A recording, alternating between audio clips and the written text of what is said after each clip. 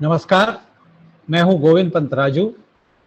The free press के कार्यक्रम आपकी बात में आप सबका स्वागत है।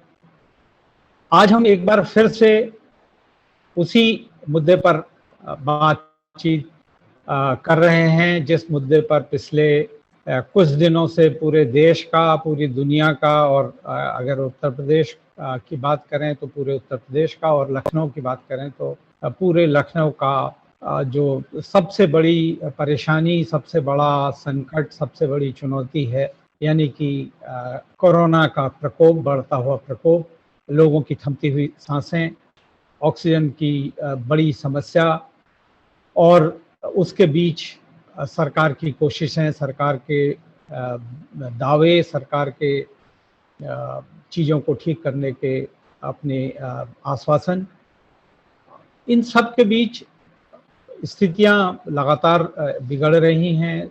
अगर आंकड़ों की ही बात करें, जो सरकारी आंकड़े हैं उनके मुताबिक ही उत्तर प्रदेश में अगर जो पीड़ित लोगों की संख्या है वो लगातार बढ़ रही है, तेजी से बढ़ रही है। 33,000 के आसपास आज की संख्या है।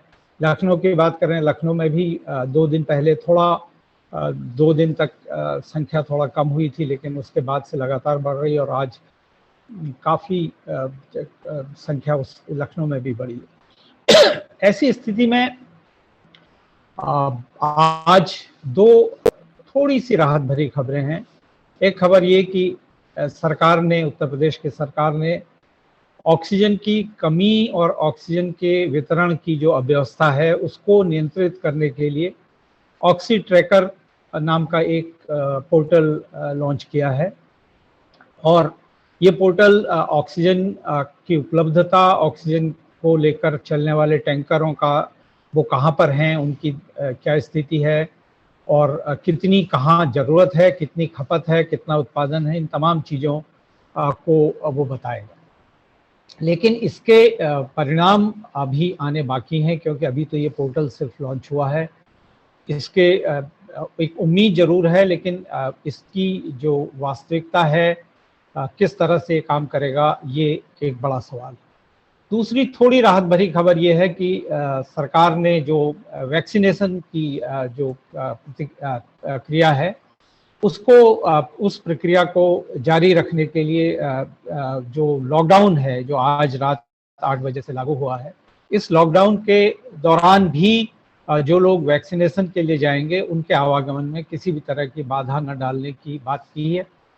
और ये देखने की बात होगी कि क्या जो लोग अपने वाहनों से न जाकर जो दूसरी जो प्रीपेड सर्विसेज हैं, टैक्सी सर्विस, उनसे जाने के लिए जो लोग जाएंगे उनको रोका जाता है, नहीं रोका जाता, ये देखने की बात है। उनको असुविधा होती है या नहीं होती है, लेकिन कम से कम जो लोग वैक्सीनेशन के लिए जिनको जाना है उनके लिए एक बाधा को सरकार ने खत्म करने की बात की।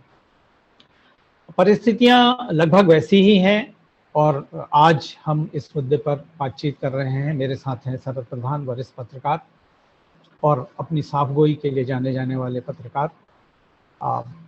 मैं शरद जी आपसे जानना चाहूँगा कि जो अभी तक की जो परिस्थितियां हैं और जो सरकार की कोशिशें हैं, कितना आज की बात अगर करें, आज के दिन में क्या आपने कोई परिवर्तन देखा है चीज़ों में? कुछ लोगों के लिए आज सरकार की कोशिशें कहीं रंग लाती दिखी हैं, कुछ राहत लोगों के लिए हुई है आज? देखिए गोविंद, जैसे ये मैंने प्रेस नोट देखा, ये additional chief secretary home Awanish Awasthi ji का, तो बड़ा अच्छा लगा कि हमने कहा चलो कुछ ये कार्रवाई हो रही है। तो पूरा पढ़ा कि भाई ऑक्सी ट्रैकर बना दिया गया है। और तो मैंने उनको मैसेज भेजा अवनीश अवस्थी जी को कि ये कब से चालू हो रहा है। तो उनका जवाब आया टुडे।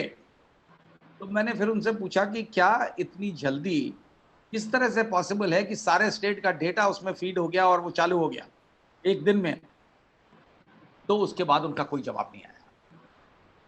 यानी जवाब नहीं आने का मतलब है कि आप खुद समझ सकते हैं कि क्या मतलब है। फिर ये क्यों होड़ लगी रहती है खाली पब्लिसिटी की कि हमने ये चालू कर दिया। भाई ठीक है, आप कहिए कि इसमें समय लगेगा, समझदारी की बात है। हम कोई ये नहीं चाह रहे कि आप बटन दबाएं और चालू हो जाए। जब आप कहेंगे कि बटन दबाते ही चालू कर दिया तो हमें शक होगा, और शक होना लाजमी है। तो ऐसा क्यों करते हैं मुझे नहीं समझ में आता। ग्राउंड पे स्थिति दुर्भाग्यवश वैसी ही है। आज की रिपोर्ट्स जो मैंने एक जगह तो खुद जाकर के देखा है, हिरहट के पास देवा रोड पे एक बॉटलिंग प्लांट है, बॉटलिंग रीफिलिंग प्लांट कहते हैं ऑक्सीजन का। वहां जिस तरीके की लंबी लाइन है, हमारे पास उसके विजुअल्स भी हैं, जिस तरीके की लंबी लाइनें सिलेंडर के साथ लगी रही हैं, लोग, कुछ लोग तो रात से खड़े हुए थे, कुछ लोग सुबह से लगे हुए थे, और दिन के 2 बजे तक लोगों को नहीं मिल पाई थी। तमाम इतनी अव्यवस्था थी, और उसके बीच में पुलिस का भी आना हुआ। उस बीच में एक विधायक जी भी पहुंच गए धमकी देने कि जो है बड़ा गड़बड़ कर रहे हो। अब वो तो बोलने का, तो उसने उठा के बंद कर दिया था कि भाई साहब, आपको अगर आपको लग रहा है कि हम अवस्था बोले तो मैं तुम्हारे खिलाफ एनएसए लगवा देंगे। तो पब्लिक बड़ी चिल्लाई वहां की, अरे साहब ये जो है खोल करके बैठा हुआ है हम लोग को देने के लिए, और आप कह रहे हैं इनको एनएसए में बंद कर देंगे, किस बात के लिए? कि नहीं, हर एक का आधार कार्ड ले, हर एक के वो दिखाओ कैसे सही लोगों को मिल रहा है, कि डॉक्टर का सर्टिफिकेट। अब देखिए फिर वही तमाशा शुरू कर रहे हैं कि डॉक्टर का प्रिस्क्रिप्शन हो, आधार, अब कोई चला आ रहा है 20 किलोमीटर से, 20-20, 50-50 किलोमीटर से लोग आ रहे हैं लेने के लिए, और आप उससे कह रहे हैं आधार कार्ड नहीं लाए। झूठे, मतलब हर एक आदमी को सिर्फ शक की नजर से देखना। अरे बड़ी मुश्किल से तो व्यवस्था हो रही है कि ऑक्सीजन मिल रही है, सही दाम पे दे रहा है, लूट नहीं रहा है, उसके बाद आप ये कर रहे हैं। आज जो है, आज भी 2 हॉस्पिटल से ये रिपोर्ट आई कि ऑक्सीजन समाप्त होने वाली है अगले 2 घंटे में। आज अभी शाम की क्या स्थिति है मुझे नहीं पता, वहां से मरीज हटा दिए गए कि नहीं, मैं पता नहीं कर पाया, लेकिन दिन में 3 बजे ये थी कि 2 घंटे से ज्यादा हमारे पास नहीं है, ऑक्सीजन आई नहीं थी। तो जाहिर है कि कुछ ना कुछ मरीजों को हटाया गया होगा, हटा नहीं पड़ा होगा। ऑक्सीजन का जो अराइवल है, जो ट्रेन आने वाली है, वो कल सवेरे आएगी। कल सवेरे आती है, उसके बाद वो रिफिलिंग शुरू होगी। कहाँ पे होगी अभी किसी को नहीं पता, किस तरह मिलेगा लोगों को, क्या व्यवस्था अपनाई जाएगी। ये ठीक है, पोर्टल बड़ा अच्छा किया, बना दिया, उससे कम से कम ये ट्रैकिंग रहेगी कि कितनी ऑक्सीजन चली, और कितनी रिक्वायरमेंट है, और कितनी बटी। आई काश, उम्मीद करता हूं कि ये चीज आ जाएगी सामने, और ये चीज सामने अगर ऑनलाइन दिख जाएगी तो आदमी को थोड़ी राहत मिलेगी, और ये पता भी लग जाएगा कि कहाँ जाना चाहिए उसको लेने के लिए। लेकिन ये जो है, जो लोग दूर दूर की प्लांट्स, ये जो बॉटलिंग प्लांट्स क्या कहते हैं, रिफिलिंग प्लांट्स जो हैं, बड़ी दूर दूर हैं। आदमी जाता है, कई जगह आज भी देखने को मिला, महिलाएं घसीट रही हैं सिलेंडर, भारी होता है, कईयों के बड़े बड़े सिलेंडर बहुत भारी होते हैं। कैसे कर रहे हैं लोग ये प्रशासन तो सोच भी नहीं सकता है। पब्लिक जो, लेकिन जान बचाने के लिए आदमी कुछ भी करता है। ये क्यों इस तरीके की व्यवस्था नहीं प्रमोट कर रहे हैं, ये आदमी को वहां तक, अब ना अगर ऐसा कुछ कर सकते हैं कि वहां तक ना जाना पड़े, जो दूर दूर से आ रहे जो मरीज, अच्छा जितने घंटे लग रहे हैं आपको रिफिलिंग में, उतनी देर मरीज आपका बचा कि नहीं बचा नहीं पता लग रहा है। मैं स्वयं जानता हूं, रात से सुबह तक 2 लोग थे जो ऑक्सीजन के अभाव में खत्म हो गए, क्योंकि जब तक उन्हें एडमिशन मिलता, ऑक्सीजन मिल पाती, खत्म। तो ऐसे न जाने कितने लोग होंगे गोविंद, हमारी आपके जो जानकारी में नहीं, तो कोई लिमिट नहीं। और ये तो बात हो रही है सिर्फ स्टेट कैपिटल लखनऊ की, दूसरे जिलों में इससे भी बदतर हाल है। मेरी कानपुर बात हुई, उन्नाव बात हुई, बाराबंकी बात हुई, जो आसपास के जिले, बहुत ज्यादा बुरी हालत। कोई पूछने वाला नहीं है कि आदमी कैसे मरा। कोई अब तो ये हो गया है कि वहां पे रिकॉर्ड करने की जरूरत ही नहीं है कि काहे से मरा आदमी। ज्यादा अधिकतर में दिखा देते हैं हार्ट फेल, क्योंकि कोई वहां तरीके तो है नहीं, कोई टेस्टिंग उन जगहों पे, खास तौर से छोटे शहरों में कोई टेस्टिंग भी नहीं है। तो मुझे नहीं लगता है कि, खैर हम एक्सपेक्ट भी नहीं करते हैं, जो व्यवस्था इतने दिनों से बिगड़ी हुई है, ये चीज जैसे आज अगर ये पोर्टल बनाया है, देर आए दुरुस्त आए तो कह सकते हैं, लेकिन ये क्या हजारों लोगों के मरने के बाद ही ये होश आता है? मैंने देखा है जब भी उत्तर प्रदेश में खास तौर से कोई भी सरकार बैठी हो, सुधार की शुरुआत तब होती है जब काफी शव बिछ जाते हैं जमीन पे, लोग कोई चाहे वो नेचुरल कैलामिटी हो, आपदा हो, चाहे कोई एक्सीडेंट हो, हादसा हो, तब तक नहीं किसी को दिखता है कि परेशानी है। भाई ये परेशानी आएगी, ये समस्या खड़ी होगी, ये चुनौती सामने आएगी, ये सबको मालूम है।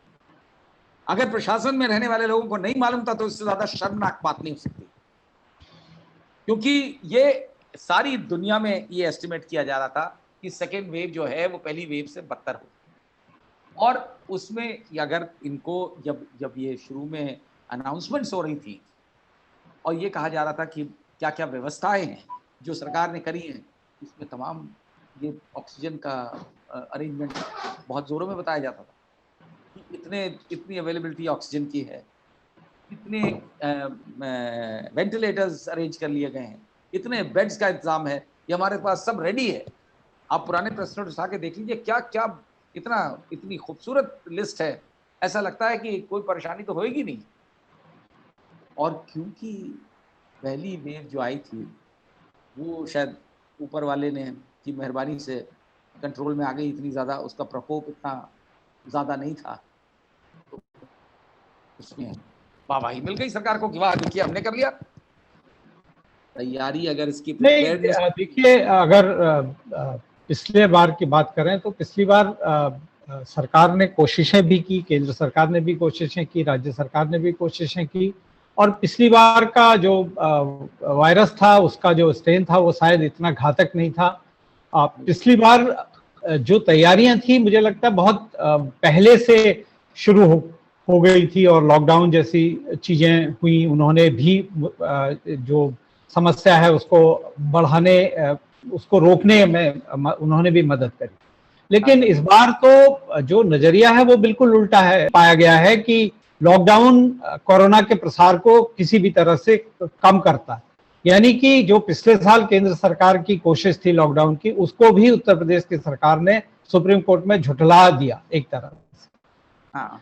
और इस बार अगर सरकार की लापरवाही थी, उसमें निसंदेह जनता का भी दोष है, क्योंकि होली के आसपास जिस तरह से लोगों ने ये मान लिया था कि अब कोरोना का कोई खौफ नहीं है, लोगों ने दूसरी वेव की आम जनता के मन में किसी तरह की कोई कल्पना भी नहीं थी, और उसकी वजह से जो लापरवाहियां हुई, उन लापरवाहियों ने भी चीजों को बिगाड़ने में बहुत बड़ा योगदान दिया।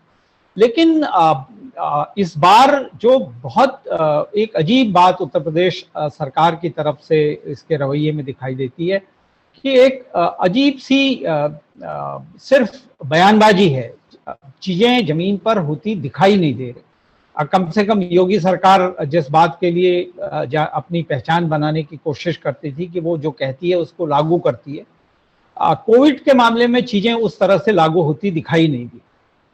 और एक उत्तर प्रदेश की राजनीति का भी शायद ये उत्तर प्रदेश की जनता का दुर्भाग्य है कि यहाँ की राजनीति में जब राजनीतिक दल सत्ता में होते हैं तो उनको उनकी आंखों पर बिल्कुल काली पट्टियां एक तरह से बच जाती हैं, और वो कुछ देख पाने से उनको परहेज हो जाता है।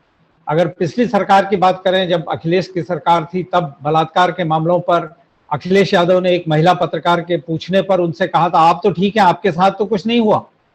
इस तरह के तेवर सरकार के थे। और जो समाजवादी पार्टी के सबसे बड़े नेता पितामह जिनको कहा जाता है मुलायम सिंह यादव, उन्होंने एक बलात्कार के एक मामले पर प्रतिक्रिया देते हुए कहा था लड़के हैं, लड़कों से हो जाता है। इस तरह की गैर जिम्मेदाराना प्रवृत्ति जो उत्तर प्रदेश की राजनीति में है वो आज भी कमोबेश वैसी दिखती है। अगर हम आज ही एक सुरेश कुमार खन्ना जो चिकित्सा शिक्षा मंत्री हैं, उनका एक ट्वीट है, अगर उस ट्वीट में ये कहा गया है, चिकित्सा ये उत्तर प्रदेश .org.in पे उनको रिट्वीट करते हुए ये है, इसमें कहा गया चिकित्सा शिक्षा मंत्री सुरेश खन्ना ने कहा कि लखनऊ में ऑक्सीजन की कमी से कोई मौत नहीं हुई। 2 दिन पहले ऑक्सीजन की कमी से परेशानी हुई थी, लेकिन अब ऑक्सीजन सरप्लस है। 750 मीट्रिक टन ऑक्सीजन का कोटा भारत सरकार ने आवंटित कर दिया। अगर ये ट्वीट सही है, जिसका अभी तक कहीं से कोई अधिकृत खंडन नहीं आया, अगर ये ट्वीट सही है तो क्या योगी सरकार को सबसे पहले जो कल उन्होंने कहा था कोरोना को लेकर अफवाह फैलाने वाले लोगों के खिलाफ कार्रवाई की जाए, तो क्या योगी उत्तर प्रदेश के मुख्यमंत्री योगी आदित्यनाथ को ऐसे मंत्री को तत्काल बर्खास्त नहीं कर देना चाहिए? क्या इनके खिलाफ आपराधिक मुकदमा नहीं होना चाहिए? लखनऊ में की बात छोड़ दें, कन्नौज में, इटावा में ऑक्सीजन की कमी से मौतों की बातें आज सामने आई हैं और ये झूठ बातें नहीं है, ये बात प्रशासन ने भी स्वीकारी। और लखनऊ की स्थिति तो आप, हम या लखनऊ के लोगों से बिल्कुल नहीं छिपी। तो अगर कोई मंत्री इस तरह का बयान देता है, इसको क्या समझा जाए, क्या कहा जाए? ये तो सरासर झूठ है और इसके खिलाफ बिल्कुल आपने सही कहा। यही जो मुख्यमंत्री कह रहे हैं कि झूठ फैलाने वालों के ऊपर कार्रवाई होनी चाहिए, तो ये मंत्री के खिलाफ कार्रवाई होनी चाहिए, क्योंकि ये झूठ फैला रहे हैं। इससे बड़ा और झूठ क्या हो सकता है? जो प्रदेश की 22 करोड़ जनता देख रही है कि किस तरह त्राही त्राही मची हुई है, ऑक्सीजन के लिए लोग तरस तरस के, तड़प तड़प के, घुट घुट के मर रहे हैं, और ये कह रहे हैं ऑक्सीजन की कमी से कोई मरा नहीं। ये तो मतलब इससे ज्यादा शर्मनाक। और आंख में, वो जो आपने कहा, जो आंख में पट्टी बांध लेते हैं जब पावर में आते हैं, तो यही स्थिति है। और बिल्कुल आपने सही उदाहरण दिया कि अखिलेश यादव के कार्यकाल में भी उनका भी यही हाल था, आंख में पट्टी। और ये ब्यूरोक्रेसी जो इनको समझा देती है, उसी को उन सत्य मान लेते हैं। यही आज हो रहा है। शायद यही वजह है कि सॉल्यूशन ढूंढने से की तो बात दूर है, समस्या को एक्सेप्ट ही नहीं करना है, जिसे कहते हैं डिनायल मोड में रहना। आपको याद होगा जब गोरखपुर में बीआरडी मेडिकल कॉलेज में बच्चे मरे थे ऑक्सीजन के अभाव में, तब भी यही हुआ था कि मुख्यमंत्री डिनायल मोड में चले गए थे। उन्होंने कहा ऑक्सीजन की कमी से कोई नहीं मरा। तो अब ये आप ताज्जुब मत करिएगा कि कल सारा मीडिया जो देख रहा है और लिख रहा है, जो हकीकत बता रहा है, उसको झूठा ठहरा दिया जाए कि पूरा मीडिया झूठ है, कोई ऑक्सीजन की कमी से नहीं मरा प्रदेश में। परेशानी हुई थी, बताइए। ये इन लोगों को शर्म नहीं आती है? इतने बड़े, मतलब झूठ की लिमिट है ये। और कैसे ये बर्दाश्त कर लेते हैं? ये नेता हैं, जनता के प्रतिनिधि हैं, लोगों ने इनको चुना है अपने अपने गवर्नेंस के लिए। अगर इनकी आंख में पट्टी बनी हुई है, इससे बड़ा जुर्म नहीं हो सकता, इससे बड़ा जुर्म नहीं हो सकता कोई। और इन लोगों को कैसे, इसको ठीक है, इसकी सजा तो जनता की अदालत में ही मिल सकती है सरकारों को, उसके लिए तो वक्त है। तो क्या, लेकिन इन लोगों को क्या बिल्कुल अंदर से, जिसे कहते हैं कॉन्शियंस होती है, वो मर चुकी है? सबकी अंदर की आवाज मर चुकी है क्या? दिखता नहीं है आपको लगता है कि ये एहसास इनको अंदर से गिल्ट नहीं होती होगी? नहीं, देखिए, वो तो मैंने पहले ही आपसे कहा कि सत्ता का नशा उत्तर प्रदेश की राजनीति में कुछ ऐसा है कि जब आदमी सत्ता में होता है तो फिर उसको कुछ नहीं दिखाई देता, उसको वही दिखाई देता है जो उसके आसपास, जो उसका अपना दरबार है, वो जो उसको बताता है, जो उसको सुनाता है, जो उसको दिखाता है, वही उसको दिखाई देता है। और हकीकत बिल्कुल उनके सामने नहीं होती। और स्थितियां इस बार भी ऐसी ही दिख रही हैं। लेकिन एक और बड़ा बयान आज केंद्रीय रक्षा मंत्री राजनाथ सिंह, जो लखनऊ के सांसद भी हैं, उनकी तरफ से भी एक आया है। और उसमें उन्होंने कहा है कि कोरोना से निपटने के लिए, कोरोना से उबरने के लिए रामचरितमानस का पाठ और आध्यात्म की शरण में जाना बहुत एक अच्छा रास्ता है। इस बयान को आप किस रूप में देखते हैं? गोविंद, ऐसे समय पे इस तरीके का बयान देना मुझे तो बड़ा हास्यास्पद लगता है। कि ठीक है, आप ये कहिए कि ठीक है, आपको जो है अध्यात्म का भी सहारा लेना चाहिए, इसमें उसमें कम से कम आपका माइंड डाइवर्ट होगा, इस तरीके की बात कहें। लेकिन ये कहना कि रामचरितमानस का पाठ करके कोरोना ठीक हो जाएगा, तो मुख्यमंत्री का ही ठीक करा देते, नहीं होने देते उनको, कोरोना नहीं होता उनको। तमाम लोगों को ये बड़ी देर में क्यों याद आया? इनको और पहले कर देना चाहिए था, सब कुछ बंद कर देते, सारे चैनल्स पे सिर्फ रामचरितमानस के पाठ करवाते। ये इसके पीछे मुझे नहीं समझ में आता। और स्पेशली राजनाथ सिंह जैसे समझदार नेता अगर इस तरीके की बात कर रहे हैं, तो मुझे नहीं समझ में आता कि इसके किसकी एडवाइस पे कर रहे हैं, क्योंकि इसके पीछे हो सकता है पार्टी का कुछ उद्देश्य हो कि फिर से कि इसमें भी राजनीति चला दें, कि कुछ नहीं तो हिंदू मुसलमान ही कर हो जाए। इस तरीके की चीज राजनाथ सिंह के बारे में सोचते नहीं थे, लेकिन ये कहने का सडनली कहीं से कोई मतलब आज ओकेजन नहीं है ये चीज कहने का। आप खाली आध्यात्म की बात करें, दवाइयों के अलावा, इलाज के अलावा, तब तो ठीक है, लेकिन आप खाली ये कहें तो या तो हंसी आती है या फिर शक होता है कि इसके पीछे कोई राजनीति चल रही है, कोई साजिश चल रही है। क्योंकि ये इस तरीके की बात कह करके किसको फुसला रहे हैं, किसको बेवकूफ बना रहे हैं, और ये एक सीरियस नेता से उम्मीद नहीं की जाती है। सुरेश खन्ना का समझ में आता है कि कह दें कि साहब ऑक्सीजन की कमी से कोई नहीं मरा है, लेकिन राजनाथ सिंह कहें ये तो बड़े अफसोस की बात है। नहीं, अब देखिए ये किस संदर्भ में उन्होंने कहा है ये हमारी जानकारी में नहीं है। हो सकता है किसी ऐसे मौके पर, किसी ऐसे आयोजन पर उन्होंने ये बात कही हो, लेकिन अगर जिस तरह से इस बात को मीडिया ने सामने रखा है वो निस्संदेह बहुत एक तरह से जले में नमक मिर्च छिड़कने जैसी बात है। लोगों के घावों को अब जब मलहम लगाने की जरूरत है तब हम अपने सांसद से इस तरह के बयान सुने तो निश्चित तौर पर ये लोगों को दुखी करने वाली बात है। लेकिन आज केंद्र में जिस तरह से प्रधानमंत्री ने जिन राज्यों में कोरोना की स्थिति बहुत सबसे ज़्यादा गंभीर है, उन राज्यों के मुख्यमंत्रियों से जो बातचीत की थी, उस बातचीत में उत्तर प्रदेश को लेकर भी काफ़ी सवाल उठाए गए, उत्तर प्रदेश को लेकर भी काफ़ी बात हुई। लेकिन इस बातचीत में जिस तरह से अरविंद केजरीवाल ने अपनी बात रखी और उसके बाद इस प्रधानमंत्री से जो उनकी बातचीत हुई, उस बातचीत को उन्होंने सार्वजनिक कर दिया, उसका लाइव प्रसारण उन्होंने करवाया, जिस पर प्रधानमंत्री की नाराजगी भी उन्हें सुननी पड़ी और उसके बाद उन्होंने उसके लिए माफी भी मांगी। इसको आप राजनीतिक नैतिकता के तौर पर कैसे देखते हैं? क्योंकि कुछ लोगों का ये कहना है कि साहब जो हमारे जनप्रतिनिधि या हमारी सरकार उनके नेताओं के बीच जो बड़े जिम्मेदार पदों पर लोग हैं उनके बीच जो बातचीत है वो सार्वजनिक क्यों न हो। लेकिन अगर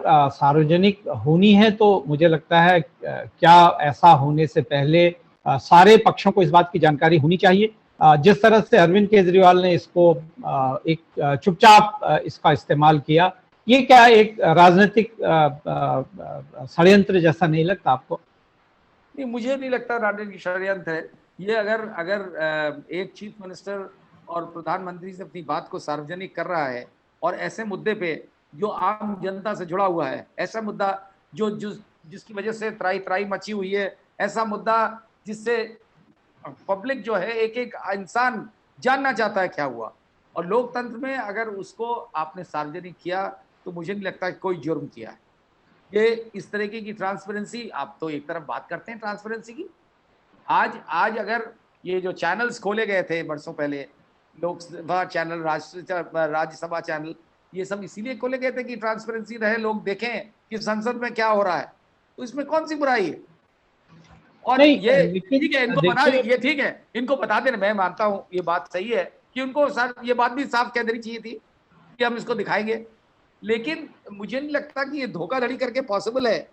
इतने बड़े स्तर पे अगर मुख्यमंत्री दिखला रहा है तो ये चीज, ये नामुमकिन है कि प्रधानमंत्री की जानकारी में ना हो कि ये दिखाया जा रहा है। ऐसा नहीं हो सकता कि सडनली पकड़ लिए गए ये दिखाते हुए, ये कोई चोरी से तो नहीं पॉसिबल है। तो ये मुझे लगता है कि कुछ बातें ऐसी सामने आ गई जो कि प्रधानमंत्री के लिए शायद एम्बैरसिंग हो गई, इसलिए ये मुद्दे को ये शक्ल दे दी गई कि साहब ये बड़ा गलत है, मॉरली गलत है और ये इस तरीके से नहीं करना चाहिए था, और उसके लिए केजरीवाल ने माफी भी मांगी। लेकिन उसको दिखा देना कि जो इस तरह की बातचीत होती है वो एक तरह से गोपनीय बात होती है, क्योंकि अगर आप उसको सार्वजनिक कर रहे हैं तो फिर जिस आदमी से आप बात कर रहे हैं उसको भी विश्वास में लिया जाना जरूरी है कि हम इसको सार्वजनिक तौर पर इसका लाइव प्रसारण कर रहे हैं। अगर ऐसा हो तो शायद सामने वाले का जवाब भी अलग तरह का होगा।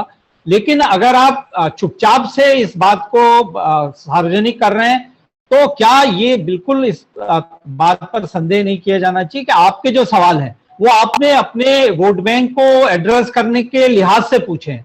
जनता की समस्या के समाधान के बजाय आप अपने वोट बैंक को एड्रेस करना चाह रहे हैं, ताकि आप जो लोग लाइव देख रहे हैं उनके सामने ये जता सकते हैं कि देखिए साहब, हम तो आपके लिए क्या क्या करने को तैयार है। इसमें एक तरह की बेईमानी आपको नहीं दिखती? क्या ये राजनीतिक तौर पर इसको सही कहा जा सकता है? मुझे नहीं लगता कि इस देश में इस तरह की बात को कोई नाजायज कहा जा सकता है।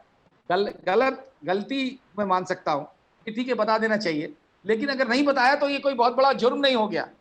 और उसको ये शक्ल, और राजनीति में जो भी लोग हैं, जिस पार्टी के भी हैं, कोई भजन कीर्तन करने तो आया नहीं है, राजनीति ही तो कर रहे हैं ना।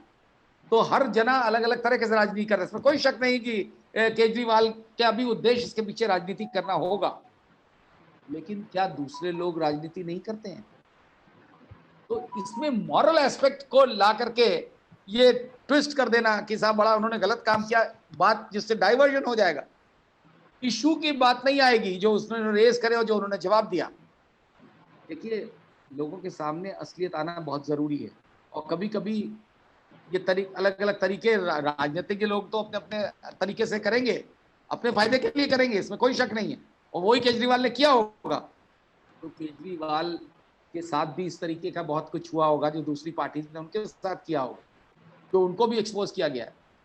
तो इसमें तो मुझे लगता है कि इसको इस डायरेक्शन में नहीं ले जाना चाहिए कि केजरीवाल ने जो किया वो एक इमोरल काम था, तो इसलिए जो मेन इशू है, जो रेस करे, जो बातें उठाई गई, उनको किनारे कर दिया जाए। बहरहाल इस चर्चा के बाद जो प्रधानमंत्री और अरविंद केजरीवाल के बीच बातचीत हुई, उसने राजनीतिक तौर पर काफी एक तरह से दोनों पार्टियों के बीच में एक तरह की वाद विवाद शुरू हुआ। काफी बयानबाजियां दोनों पक्षों की तरफ से हुई, और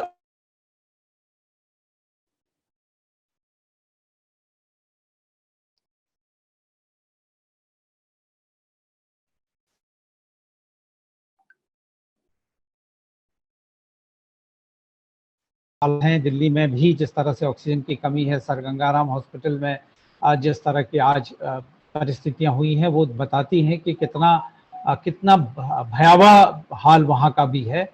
तो असल मुद्दा कहीं दब गया और दूसरी चीजें ज्यादा प्रमुखता पा गई।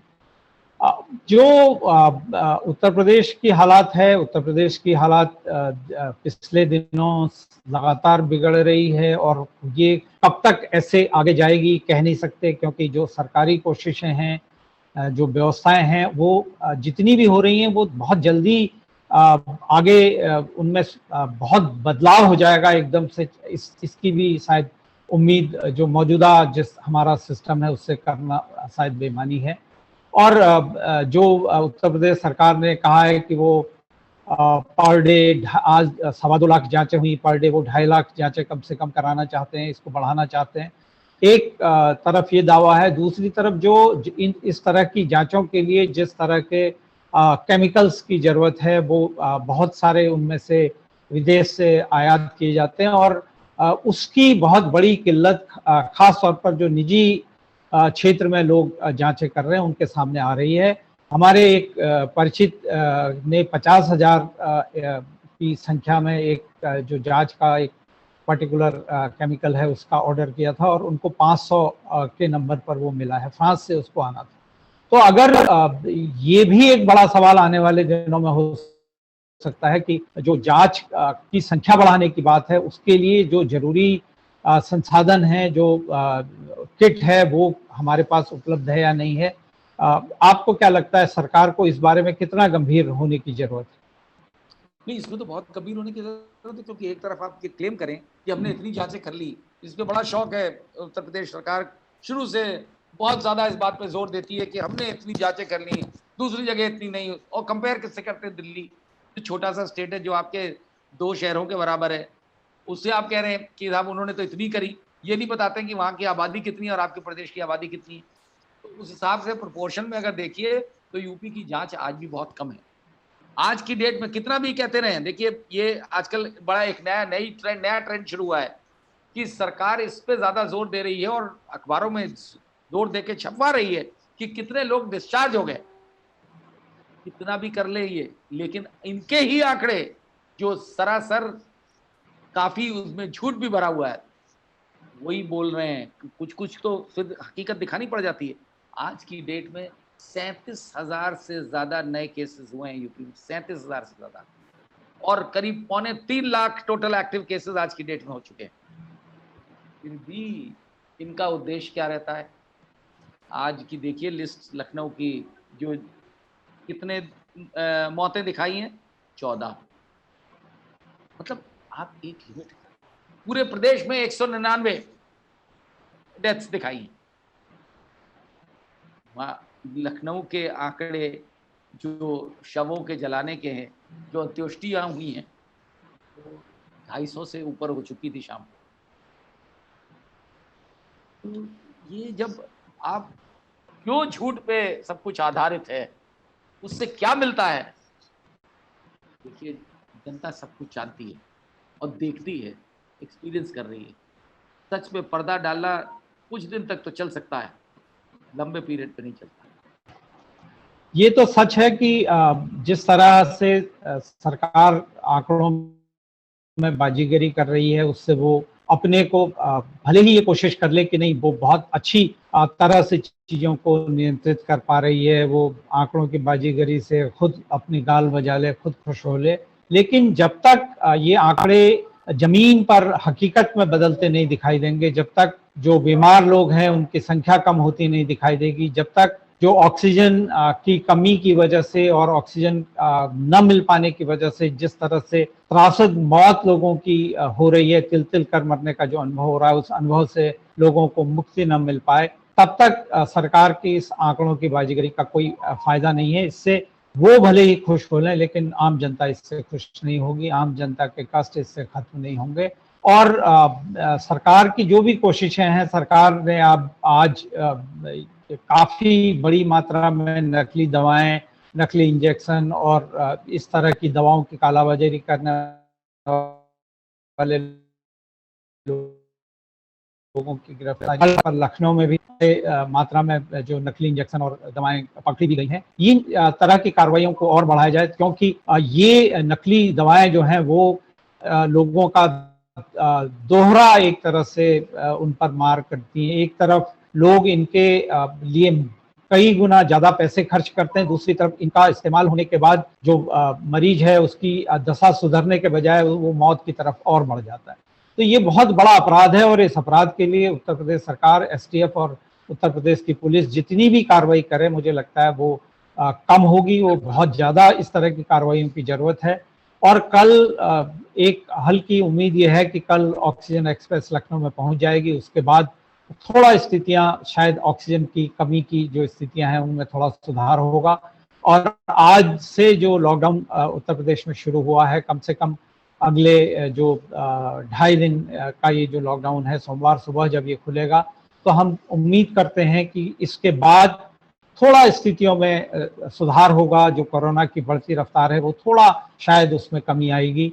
इसी उम्मीद के साथ हम आज आपकी बात को यहीं पर समाप्त करते हैं। शरद जी, आपका धन्यवाद, अपने दर्शकों का धन्यवाद, और हम अपने दर्शकों से आग्रह करते हैं कि वो हमारे इस कार्यक्रम को लाइक करें, इसको सब्सक्राइब करें और अपने अमूल्य सुझावों से हमको अवगत कराएं, ताकि हम उनके सुझावों के आधार पर और चीज़ों को सामने लाने की कोशिश करते रहें। धन्यवाद। धन्यवाद।